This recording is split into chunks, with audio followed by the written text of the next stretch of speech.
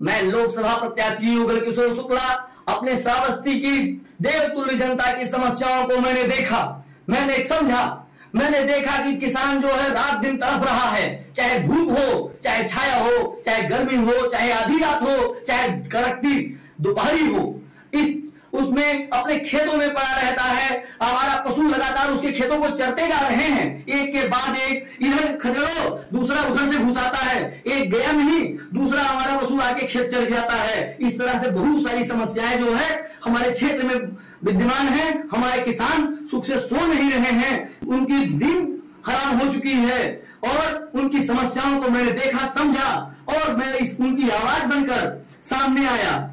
और ऐसे है मैंने देखा कि लगातार क्षेत्र में एक के बाद एक गांव चलते जा रहे हैं, उनको कोई मुआवजा देने वाला नहीं मिला, कोई उनकी दुख दर्द को समझने वाला नहीं मिला।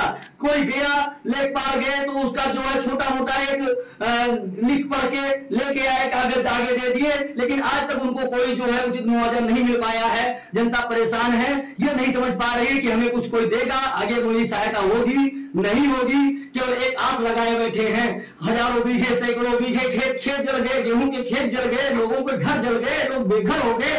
तनिक समस्याएं नहीं, इतनी सारी समस्याएं हैं क्षेत्र में। इसके बाद मैंने अभी देखा, पिछले साल की बात है कि लगातार ठंडी के दिनों में बाघ बच्चों को खाना शुरू कर दिया। एक बच्चे को खाया, दूसरे आगे चलकर दूसरे बच्चे को खाया, तीसरे बच्चे को खाया। जंगली जानवर निकल निकल करके ऐसी ही नुकसान क्षेत्र में करते रहते हैं। कभी जो है बंदर फसल नष्ट कर जाते हैं, तो कभी बाढ़ आके कुत्तों को खा जाता है और बच्चों को खा जाता है, जिससे क्षेत्र की जनता बिल्कुल परेशान और उनकी आवाज उठाने वाला कोई नेता नहीं है। इससे पहले भी हमारे क्षेत्र में बहुत सारे नेता थे और अभी भी हैं, लेकिन किसी ने इस बात को नहीं उठाया, अपने मुद्दों में नहीं शामिल किया है।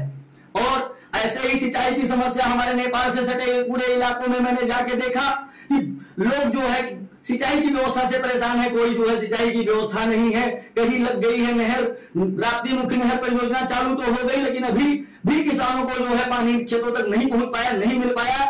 बहुत सारी ऐसी क्षेत्र की समस्याएं मौजूद हैं। मैं क्या बताऊं, मैं क्षेत्र की जनता की हर आवाज को उठाने के लिए लोकसभा प्रत्याशी बनकर आया हूं और इन सभी चीजों को आगे ले जाने के लिए आपको रोड वाली बटन दबाना है और जिताना है।